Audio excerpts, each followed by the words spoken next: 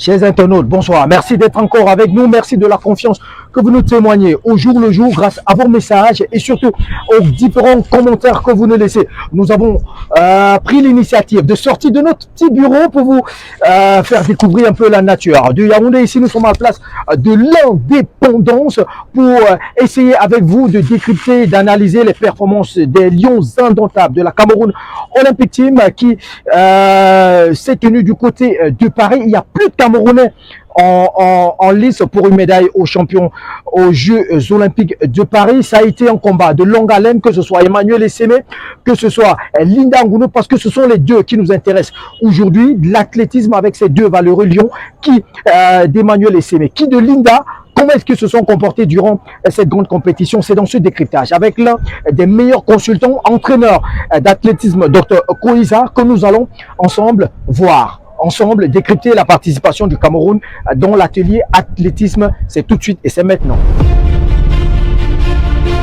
Voilà, je vous annonçais il y a quelques instants que nous serons avec le Dr Koïza, qui est entraîneur d'athlétisme, qui lui également fait dans l'analyse, qui est l'une des voies les plus autorisées pour parler de l'athlétisme au Cameroun en ce qui concerne bien évidemment Emmanuel Essémé, parce qu'il a été à la genèse de cet athlète. Il est celui-là même qu'il a détecté au Mateko. Il a conduit aujourd'hui dans les plus grandes arènes, dans les plus grandes pistes du monde. Alors Dr Koïza, bonjour et merci d'avoir accepté à notre invitation. Bonjour Idriss, et je salue tous les fans de ta page, et félicitations pour le travail que tu fais déjà. Ça aide à relever notre athlétisme qui est en mal de communication effective et d'une exactitude qui peut amener les profanes à comprendre mieux l'athlétisme. Donc félicitations pour cette initiative, et puis à tous ceux-là qui vont nous écouter, ce sont nos commentaires, ce sont nos analyses, ce ne sont pas des vérités absolues, ce sont nos analyses du point de vue des connaissances que nous détenons dans le domaine.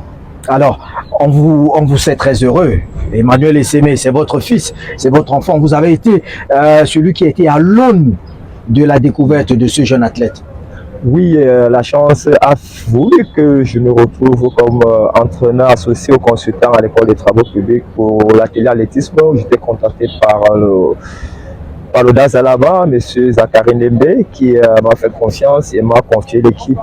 Et au soir des Jeux universitaires, juste à la veille des Jeux universitaires 2017 de Mamena, je retrouve ce gardien de but de l'école des travaux, qui est capitaine en plus, qui montre un potentiel très intéressant par rapport à son explosivité. Il lui-même se propose de faire un test. Ce que je ne savais pas à l'époque, c'est qu'il avait déjà participé à la FENASCO en 2013 sur la conduite du coach Lemba Roger, qui est au sud-ouest, c'est lui qui avait représenté le sud-ouest à ces FENASCO en 2013 avec toi. Donc, avec un test, ce qui fait le jour en Mateko, je me rends compte qu'il y a un gros potentiel.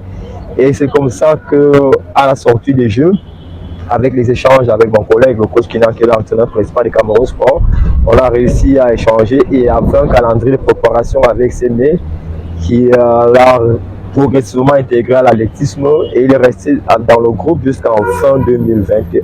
Aujourd'hui, on parle d'Emmanuel Essémé, de ses courses. Il en a fait deux du côté de Paris. Coach, s'il y avait un mot à retenir, prenons d'abord le premier tour où il court à côté de Kenny Benaret. Il fait un chrono qui va dans les 9 secondes et 98 centièmes, son saison baisse. Qu'est-ce qu'il fallait retenir pour cette course-là? Cette course, il a fait juste ce qu'il fallait faire.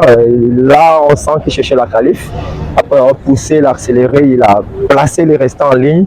Et comme on peut les trois premiers, c'est juste rassuré un moment qu'il était dans les trois. Et puis, il a laissé dérouler, qui était une course normale. On va continuer, on constate qu'il est très relâché parce qu'il n'y avait pas de pression, on ne s'était pas mis de pression.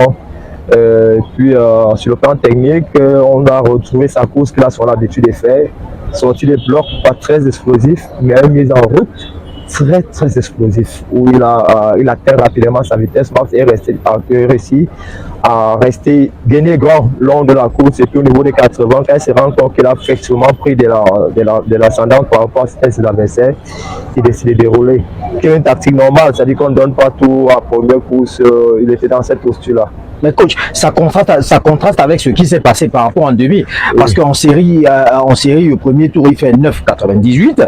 Lors des demi-finales, il est à 10,00. Donc, du point de vue technicien et autres, on dira que s'il n'y a pas une très grande différence entre les deux temps. Mais qu'est-ce qui leur a manqué à Emmanuel Essémé? D'aucuns disent, si je me refais à ce qui se dit sur la toile ou encore dans les forats et les grandes arcanes de l'athlétisme, il n'a pas eu un bon départ. J'aimerais avoir l'avis de l'expert. Qu'est-ce qui a manqué à Essémé lors de ces demi-finales?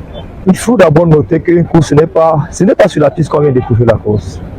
Cette course, quand je regarde, ça c'est mon point de vue, hein, il n'est pas arrivé serein. Et j'ai le mal à penser que le mal camerounais a toujours prévalu, où il y a d'abord eu beaucoup de combats politiques, il y a beaucoup d'attentes, il y a eu beaucoup de pressions qui sont venues à son niveau et on l'a déconcentré. Quand je regarde cette course, je vois un athlète qui n'est pas concentré, qui n'est pas serein. Et connaissant un peu le climat peu délicat ces derniers temps avec les messages sur la toile qui vont dans tous les sens et la proximité d'un certain nombre de responsables dans la tanière, je me dis l'arrivée n'était pas concentrée et son départ, ça n'a jamais été extraordinaire parce qu'on dit toujours les athlètes d'une certaine envergure ont ce problème-là. Si on regarde même l'américain qui est, comment on l'appelle encore, qui était Benerek dans la demi-finale, celui qui était avec Lice, les gens grand détail là. Il y a aussi l'ancien 400 mètres Curly. Curly a aussi ce problème, il n'est pas trop vite sorti. On va prendre Lice. Tout dans cette compétition, Lice n'est pas sorti comme peut-on l'attendait, mais il a fait ce qu'il fallait, il a fait le job, c'est qu'il s'est relevé quand il fallait et il a placé une véritable accélération qu'il a fait performer. Donc le départ n'est pas toujours tout, c'est une mise en route, mais après il faut enchaîner. Et là, j'ai retrouvé un athlète qui a raté sa transition. C'est la phase de la poussée et à la vitesse max, je n'ai pas senti. Il a raté cette phase. Et qui est pour moi une des phases les plus importantes dans le sprint. C'est beaucoup nombreux des athlètes. Sur le coup de la précipitation, parce que j'ai raté le départ, il faut se rattraper, il s'élève un peu rapidement et brusque le mouvement. Parce que, il faut bien dire, lorsqu'on sort des blocs, ce n'est pas le plus important qui a réagi avant. Qui prépare sa poussée et la transition. Lorsqu'il pas de la transition, c'est comme un vol d'oiseau ou un vol d'avion. On va progressivement pour se mettre en posture. Or, si on le fait trop rapidement, on coupe le mouvement de l'aérodynamisme et on se retrouve avec un vent de face qui n'est pas été préparé. Ce qui arrive, c'est un coup de frein à un patinage arrière. Mais coach, est-ce que on peut pas dire à ce niveau, parce que vous parlez beaucoup plus des pressions internes dans la tanière, mais maintenant je dis, est-ce que l'enjeu de la compétition parle quand même d'une demi-finale des Jeux Olympiques, et c'était sa première, parce qu'en 2021, il n'était même pas aligné au 100 mètres, il était aligné au 200 mètres, il ne passe pas le premier tour, mais là on parle d'une demi-finale de 100 mètres, l'épreuve reine des Jeux Olympiques. Est-ce que la pression n'est pas plutôt venue de l'enjeu qui a pris le pas sur le jeu? Ça, il a eu plusieurs, c'est-à-dire que sur le plan personnel, c'est une demi-finale, il faut que je me comporte, il faut que je mette la pression. Et maintenant, moi j'ai lu sur la toile et les administrateurs qui envoient les messages, c'est notre meilleur atout et je suis sûr qu'ils ont essayé de le rencontrer. Je n'ai pas encore échangé avec lui parce que lors de cette compétition, il dit jusqu'à la fin de la compétition, je ne changerai pas avec lui. C'est quand il va terminer, on va pouvoir poser. Parce que ça fait partie des choses parfois qui déconcentrent les athlètes. À trop parler, à trop recevoir les messages, à trop recevoir les gens qui parlent avec certains athlètes, ça les déconcentre. Donc il fallait d'abord qu'il se retrouve dans sa bulle. Et avec la pression, c'est une demi-finale des Jeux Olympiques qui est la plus grande compétition mondiale. Il a en face son destin. C'est un rêve qui doit se réaliser. Et pour ça, on a la pression.